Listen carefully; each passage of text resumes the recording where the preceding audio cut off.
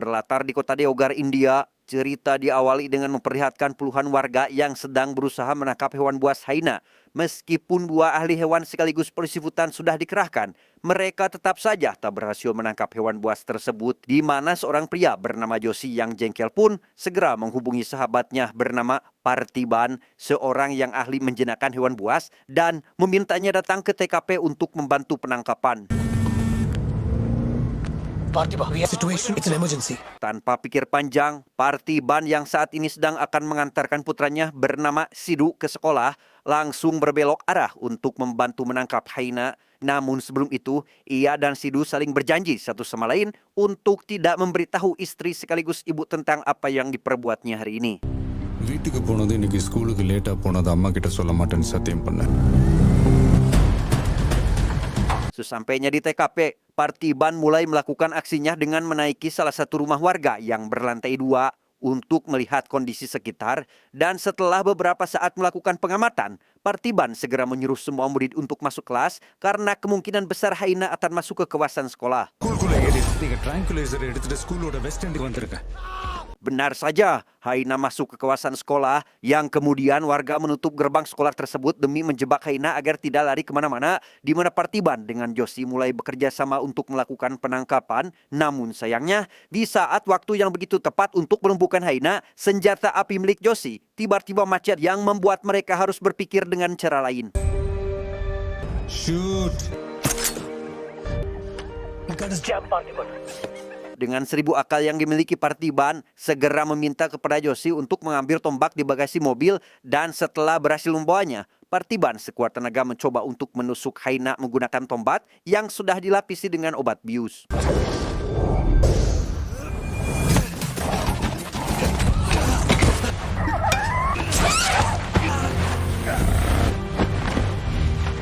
Keberanian Partiban untuk menangkap hewan buas membuat semua orang begitu kegirangan dibuatnya. Bahkan para reporter mulai berdatangan untuk melakukan sebuah wawancara kepada polisi hutan yang diduga telah ikut berpartisipasi dalam penangkapan. Namun salah satu reporter wanita meminta kepada rekannya untuk mengambil gambar Partiban karena dialah pahlawan yang sesungguhnya. அவனை கண்டுபிடிச்சு இன்ஃபர்மேஷனை அவன்கிட்ட இருந்து வரவே. White shirt middle east mana? Yes. இந்த கூட்டத்துல அவன் எங்க போய் தேடுறது? Setelah berhasil menangkap haina, Partiban segera datang ke kafe miliknya. Yang setibanya di sana, ia menyuruh pegawainya untuk memperbaiki kemeja yang saat ini telah rusak, di mana hal itu ia lakukan karena kemeja tersebut pemberian dari sang istri. என்னாச்சுன்னா ஸ்டிச் பண்ணி கொண்டு வாமா. என்னடா ஷர்ட்ல ஒரே பிளட்டா ஸ்டிச் இருக்கு? பண்ணு, ஸ்டிச் பண்ணு. Sepulangnya dari kafe, sang istri yang bernama Satya melihat suaminya pulang dengan baju yang berbeda. Tentu saja itu membuatnya marah, dan demi membujuk istrinya yang saat ini sedang bad mood, Partiban mengganti pakaiannya berniat untuk mengajak Satya jalan-jalan.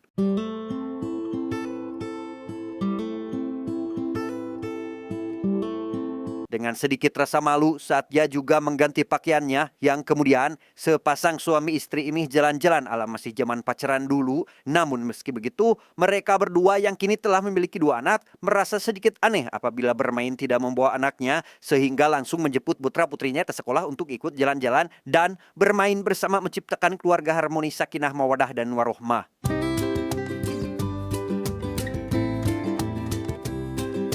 Hari-hari keluarga cemara ini dilakukan dengan penuh kehangatan, canda tawa, dan lain sebagainya. Hingga pada suatu hari, Partiban mengajak keluarganya untuk menemui haina yang kini telah dipelihara. Dan berkat keahliannya dalam menjinakkan hewan buas sekalipun, Partiban memberikan nama hewan buas tersebut dengan sebutan Subramani. ஆக்சுவலா சுப்பிரமணி நல்லா இருக்குல்ல?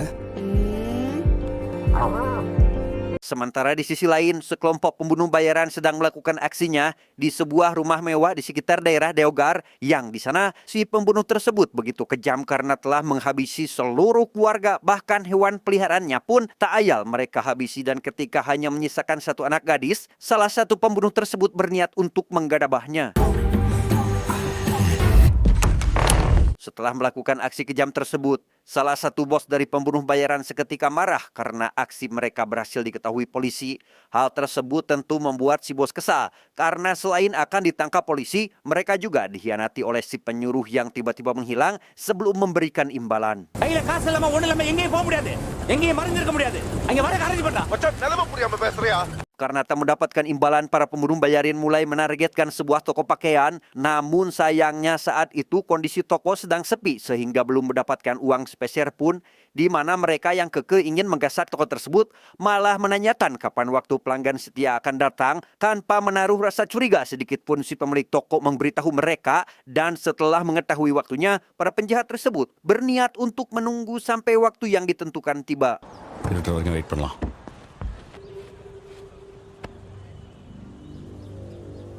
Kembali tak mendapat apapun, sekelompok pembunuh bayaran tersebut beralih profesi menjadi begal yang ketika ada salah satu pemotor lewat, dengan cepat para pembunuh bayarin memulai aksinya, tapi sialnya mereka tak mendapat barang berharga satupun sehingga membiarkan si pemotor tersebut pergi begitu saja. 300 தான் தெரியும். புது கடைசி பெரிய வண்டியா தான் பாரு. Tak lama setelah si pemotor pergi, salah satu pria menggunakan mobil akhirnya muncul, di mana para pembunuh bayarin tersebut kembali mulai aksinya. Dan kali ini mereka benar-benar diuntungkan karena mendapat sasaran yang pas. Sayangnya ketika salah satu pembunuh diminta untuk meminta PIN kepada si target, dia malah membunuh si target karena tak kunjung memberitahunya, sehingga demi menghilangkan barang bukti, mereka menjatuhkan mobil dengan pemiliknya ke jurang.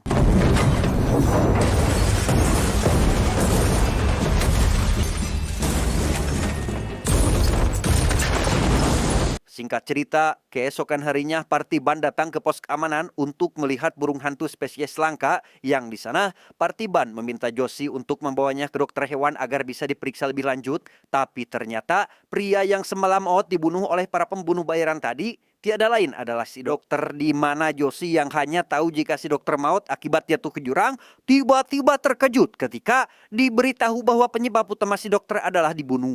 நேற்று ஒரு கார் ஆக்சிடென்ட்ல ஸ்பாட்ல இருந்துட்டாரு. I think control இல்லாம வேலியில இருந்து விழுந்திருப்பாருன்னு நினைக்கிறேன். Setelah memeriksa olah TKP, Partiban bersama putri kecilnya lanjut bermain di kafe. Yang tak lama setelah itu, salah satu pembunuh bayarin masuk untuk memesan makanan. Kedatangannya ke sana membuat Partiban sangat curiga, apalagi melihat jika saku orang tersebut ada sebuah senjata api. Dan benar saja, yang ketika pegawai melihat Partiban akan pulang, si pembunuh bayarin tersebut tiba-tiba memaksanya untuk duduk sambil menodongkan pistol, di mana Partiban yang tak terima jika pegawainya diperlakukan seperti itu, ia pun menghajarnya dan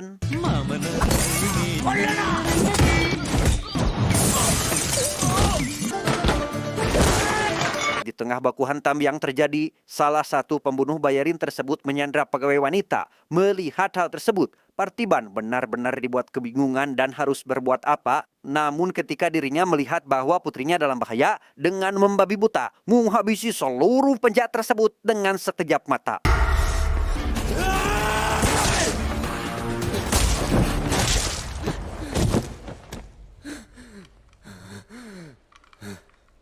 Tak lama kemudian, polisi dan tim penyelidik lainnya datang ke kafe Partiban untuk memeriksa keadaan di sana. Begitu pula dengan Partiban dengan anaknya, mereka dibawa ke rumah sakit untuk memeriksa kondisi mental sekaligus luka di tubuhnya.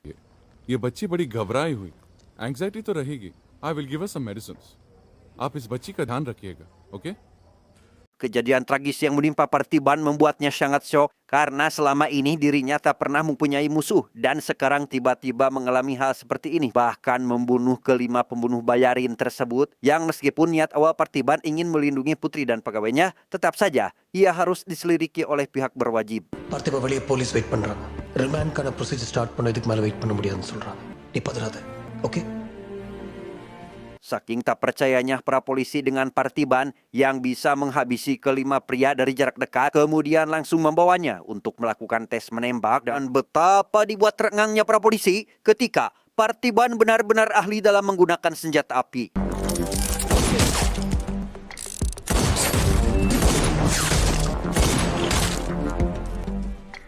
Di balik kesedihan yang menimpa Partiban, ada sedikit kebahagiaan tatkala dirinya mendapat dukungan positif dari warga hingga ketika sidang dilakukan, pengacara yang disewa oleh Partiban memberikan bukti nyata yang begitu kuat di mana hukum adil di India benar-benar berlaku tidak seperti di negeri dongeng yang mencuri singkong di penjara 5 tahun, sedangkan korupsi triliunan dihukum 6 bulan. Ini mah Partiban menghabisi 5 orang demi melindungi putri dan karyawannya. Sang hakim pun bertindak adil dengan tidak memberikan hukuman apapun. திரு பார்த்திபன் நிரபராதி என்று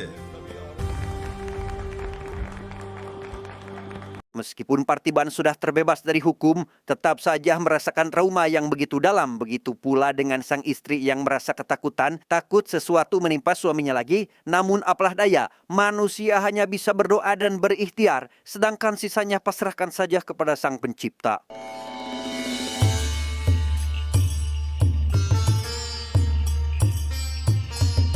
Semua yang terjadi di akhir-akhir ini membuat Partiban sangat parno, bahkan suara tetesan air dan lainnya terasa begitu menakutkan, di mana istri Josi yang kebetulan sedang bermain ke rumahnya meminta kepada Partiban untuk tidak terus-terusan merasa takut, karena dengan ini awal mulanya hancurnya sebuah keluarga harmonis. Mendengar hal tersebut, Partiban mengajak istri dan anaknya untuk jalan-jalan keluar mencari makanan enak.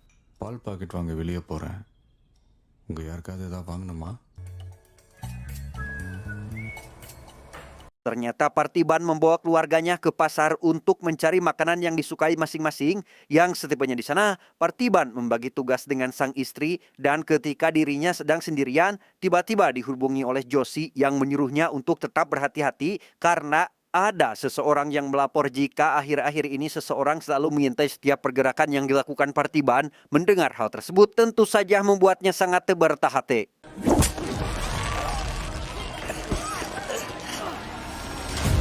Dan ya, apa yang ditakutkan selama ini benar-benar terjadi, dan dengan sangat membabi buta, Partiban menghabisi seluruh musuh yang ada di hadapannya, di mana keganasan Partiban membuat satu musuh yang masih hidup ketakutan dan langsung lari dari sana saat itu juga.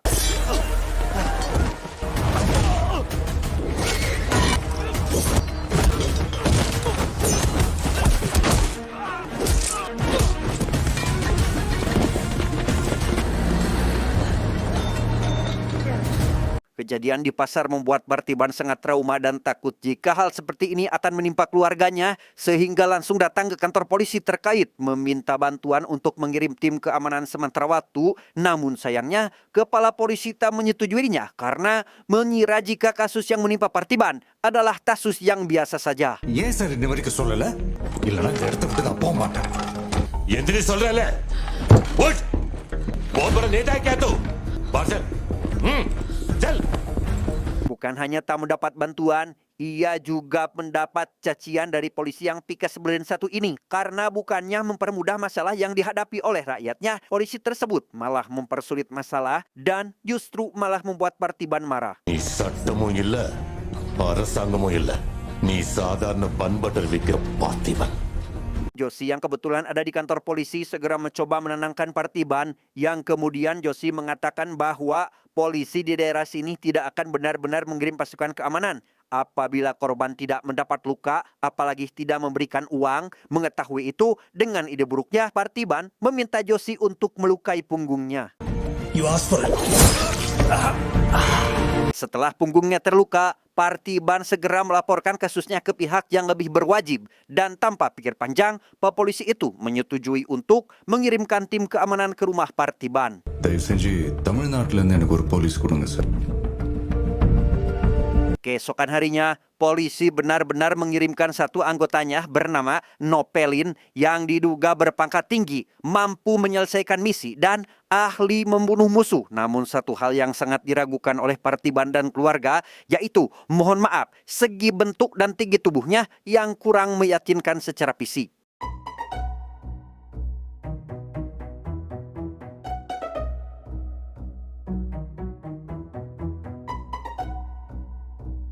Partiban yang saat ini merasa lega karena ada penjaga di rumahnya. Dia lekas kembali memulai hari-harinya seperti sedia kala. Kemudian ketika dirinya sedang fokus mengamati tukang yang tengah memperbaiki kapenya, Partiban tiba-tiba melihat satu orang mencurigakan.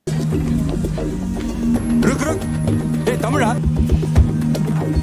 Seorang pria yang tadi memotret KP Partiban mengirimkan hasil jepretannya ke salah satu anak buah mafia narkoboy tersangar, tersadis, terbrutal, dan terepik di India, di mana setelah menunjukkan kepada sang ketua bernama Anthony, ini rarainya, seketika membuat Anthony kegirangan tatkala wajah Partiban mirip dengan seorang yang selama ini telah menghilang, di mana ia yang tak ingin kehilangan jejak pun segera pergi dari sana saat itu juga.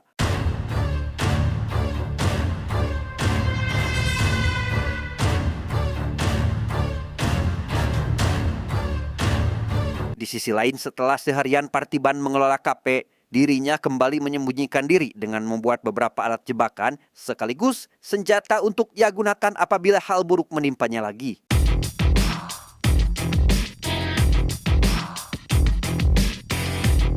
Saat Partiban sedang mencicipi menu baru di kafenya, tiba-tiba dihampiri salah satu karyawan yang memberitahunya bahwa ada pelanggan perempuan sedari tadi memantau Partiban dan satu lagi, ada seorang pria telah menunggunya di ruang belakang. பின்னாடி ஒருத்தன் ரொம்ப நேரமா இருக்கான் எதுவும் பேச மாட்டேங்கிறான் அவனையும் கொஞ்சம் என்னன்னு பாருங்க. Penasaran dengan ucapan karyawannya, Partiban segera menghampiri pria tersebut yang tiada lain adalah Anthony. Namun karena Partiban tidak tahu siapa di hadapannya, sebagai pemilik kafe dengan sangat ramah menanyakan apa yang dibutuhkan oleh sang pelanggan. Akan tetapi Anthony yang kekeh bahwa Partiban adalah Leo, seorang yang selama ini telah menghilang, terus-menerus memberikan pertanyaan yang sama sekali Partiban tidak mengerti.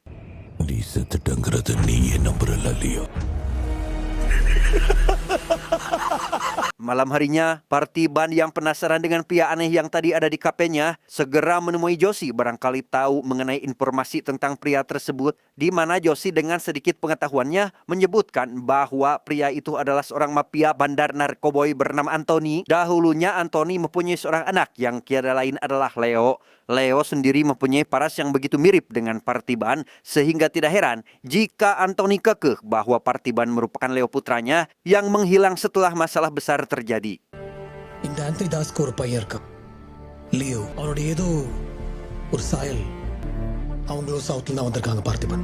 Esok harinya, Partiban yang mengira jika masalah di kehidupannya sudah berakhir, malah mendapat kabar buruk dari istrinya yang memberitahukan bahwa Anthony terus mengikutinya hingga ke rumah. Mendengar hal tersebut, Partiban menghubungi Sidu untuk segera pulang ke rumah, menyelamatkan ibu dan adiknya dari bahaya. Begitu pula dengan Partiban yang langsung pergi dari sana saat itu juga.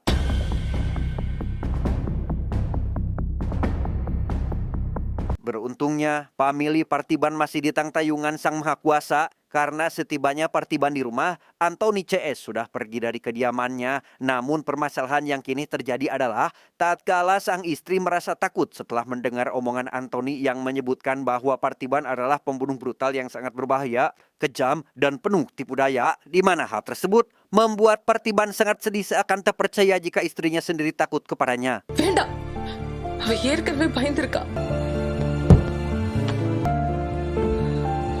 Kejadian yang menimpanya hari ini benar-benar membuat hati mungilnya sangat kesakitan dan dengan nada lembut ia memohon kepada Nopelin untuk pergi saja dari kediaman ini karena kehadirannya pun tak menjadikan keluarganya aman dari bahaya. Saking parnonya Satya dengan sang suami, setiap kali dirinya memandang atau menatap Partiban terlihat sangat menyeramkan, sehingga secara diam-diam Satya dibantu dengan Josie menyelidiki latar belakang Partiban hingga membuahkan hasil. But இதை பற்றியெல்லாம் தெரிஞ்ச ஒரு ஆள் ஷிம்லா பிரஸ்ல உயிரோட இருக்கிறதா சொல்றாங்க. அவன் பேர் இருதயராஜ் டிசோசான்னு ரெக்கார்ட்ல. Demi menghilangkan rasa curiga sang suami, Satya berbohong jika akhir-akhir ini dirinya akan sibuk bekerja, di mana Partiban yang sepenuhnya percaya pun mempercayai semua omongan Satya. Work நிறைய பெண்டிங்ல இருக்கு. வீட்டுக்கு வந்துட்டானா? எங்க இருக்கா? ஹெட் ஆபீஸ்ல. Bukan hanya sang istri yang malam ini tidak akan berada di rumah, Sidu pun ikut tak kunjung pulang setelah seharian melakukan aktivitas, di mana Partiban yang sangat khawatir segera mencarinya. Dan ketika bertemu, Partiban mengajak putranya untuk pulang ke rumah, akan tetapi Sidu malah menolaknya hingga berakhir seperti ini.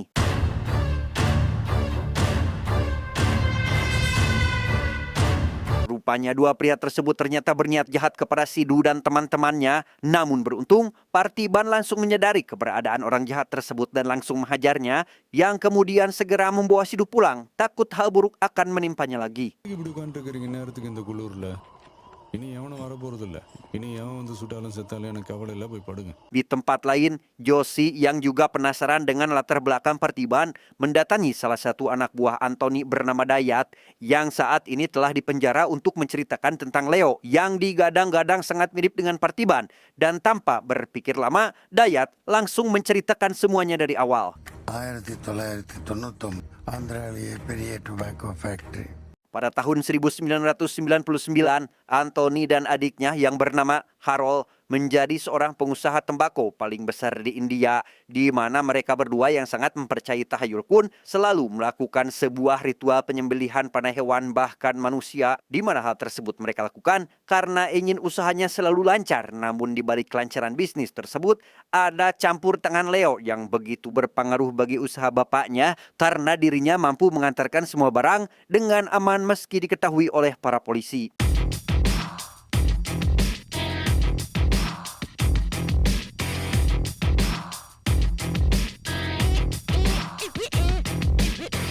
Kedatangan polisi ke base camp tadi membuat Leo sangat kesal dan langsung menanyakan siapa orang yang telah melaporkannya kepada polisi, yang kemudian pria dengan tubuh sedikit gembul mengaku bahwa dirinya lah pelaku tersebut sehingga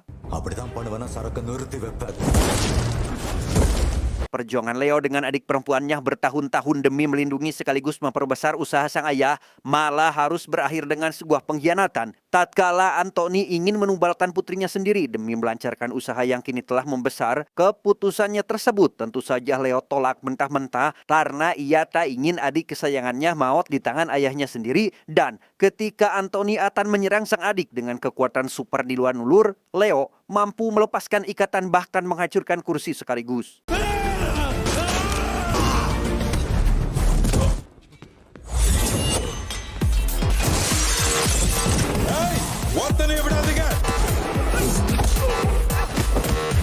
Setelah berusaha mati-matian demi bisa menghancurkan semua properti yang menggelapkan pikiran sang ayah, Leo malah harus menerima kenyataan pahit tatkala adik tercinta maut ditempak oleh Harold. Ia yang tak terima akan hal itu pun mencoba untuk menyerang Harold, tetapi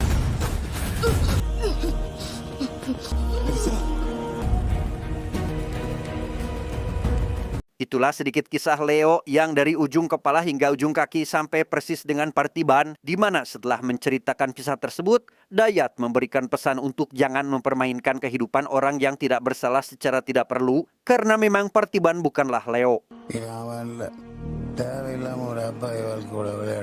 Bersamaan dengan itu, Satya dengan istrinya Joshi datang ke seorang yang diduga sahabatnya Parthiban sewaktu pas masih di panti asuhan dulu. Maksud dan tujuan Satya ke sana hanya ingin mencari tahu latar belakang suaminya secara detail. Namun sayang, Satya tak menemukan hal yang mencurigakan.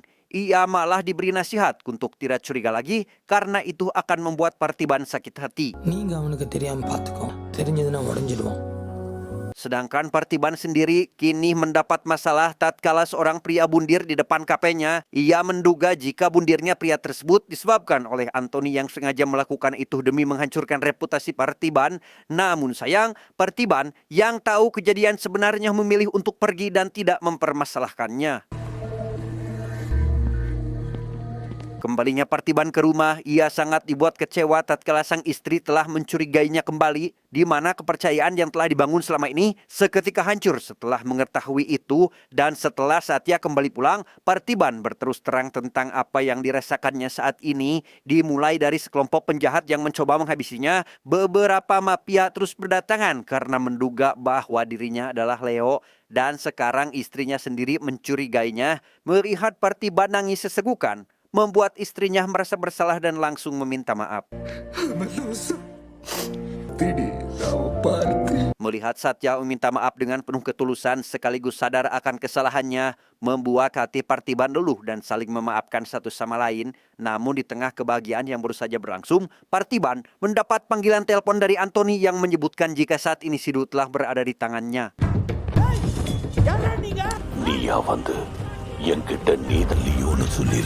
Sosok seorang ayah yang khawatir jika putranya diculik oleh para mafia berusaha untuk keluar dari rumahnya yang kini semua pintu telah dikunci oleh Nopelin. Dan setelah pintu terbuka, Parthiban langsung tancap gas mengejar Anthony CS yang kini telah pergi sehingga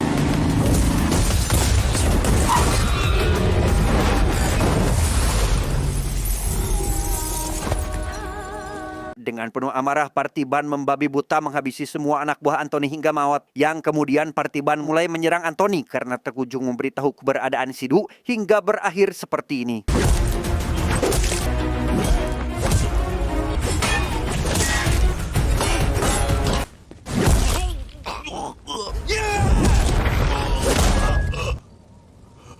Setelah semua perkelahian usai, Partiban kembali mendapat panggilan telepon dari Harold yang memintanya untuk mengirimkan jasad Anthony ke markas dan sebagai gantinya, Harold akan mengembalikan si Du. Mendapat tawaran tersebut, Partiban tentu saja langsung menyetujuinya.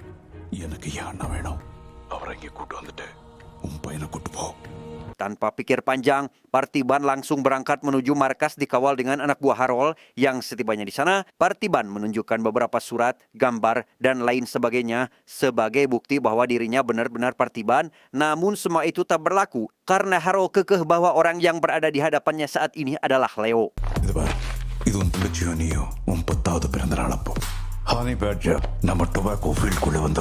Demi membuka mulut Partiban, Harold mengirimkan puluhan anak buahnya untuk menculik Satya dan si bungsu. Akan tetapi, dengan kecerdasan Partiban, dirinya sudah memasang ratusan perangkap di seluruh halaman rumahnya, sehingga membuat anak buah yang baru saja akan memulai aksinya, mereka malah lebih dulu dibuat kesakitan hingga tak mampu bertahan.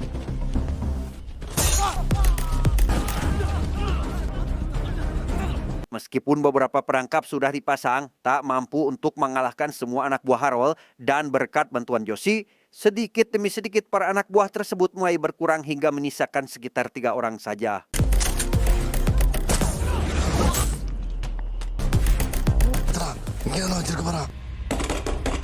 Tiga orang tersebut harus bernasib sama dengan rekan lainnya. Tatkala Opelin sudah menunggu kedatangan mereka meski saat ini seluruh tubuhnya sudah babak belur. Tangannya diinfus. Meski begitu, tak membuat keahliannya dalam menembak melemah dan malah semakin mengganas. Tersisa hanya satu penjahat yang mulai menelusuri setiap ruangan hingga akhirnya menemukan keberadaan Satya dan si bungsu. Dan ketika si penjahat itu akan menghabisi mereka, tiba-tiba mendapat panggilan telepon dari Harold yang memintanya untuk tidak menghabisi sekarang karena dia ingin Partiban mengucapkan salam perpisahan untuk istri dan anaknya. Yang ketika Harold mengira jika Partiban akan mengucapkan banyak kalimat, Partiban malah memanggil hewan buasnya yakni Subramani. Subramani.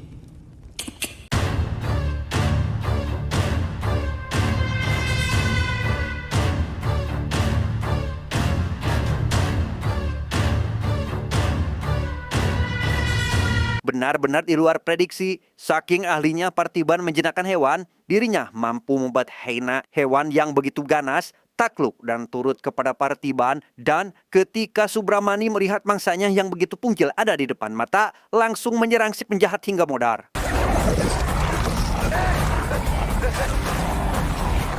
Kehebatan Partiban yang benar-benar patut diacungi jempol karena meskipun dirinya ada di ujung dunia, ia mampu melindungi keluarganya dari jauh. Sehingga untuk saat ini, giliran Partiban untuk menyerang ratusan anak buah Harold.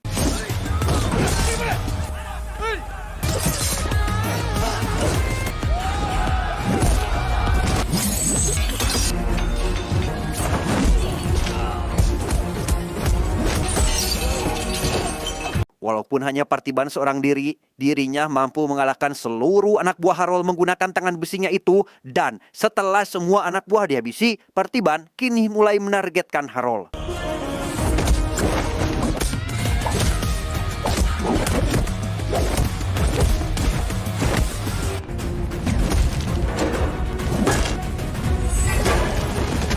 Meskipun kemampuan baku hantam Partiban dan Harold seimbang, tetap saja Harold bisa dikalahkan dengan sedikit mudah. Di mana setelah Harold terlihat tak mampu untuk melakukan penyerangan lagi, dengan secara terang-terangan Partiban mengakui bahwa dirinya adalah Leo.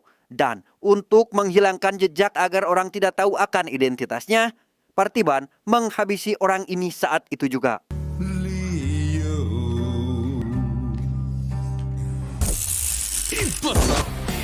Kemudian Partiban melanjutkan pencarian dengan datang ke salah satu ruangan tempat si Du ditahan dan tanpa mengeluarkan sedikit tenaga, Partiban berhasil menghabisi orang yang menyandra putranya.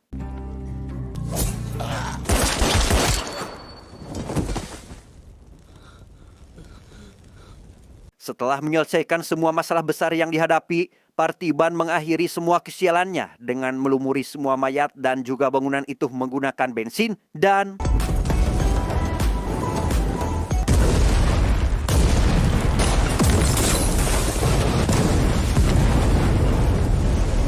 Akhirnya keluarga Cemara ini hidup rukun seperti sedia kala, namun lagi dan lagi masalah kembali datang tatkala Partiban mendapat ancaman dari seseorang yang tak dikenal. Orang tersebut sepertinya tahu bahwa Partiban tiada lain adalah seorang Leodan. Seperti apa kisahnya? Lanjut di season berikutnya. Tamat, ending yang sangat mengeleokkan. Pesan yang dapat kita ambil dari film ini adalah sebesar apapun masalahnya, apabila dijalani dengan sabar dan tanpa sedikit baku hantam, kuku lutuk, dan lain sebagainya, insya Allah semuanya akan terselesaikan.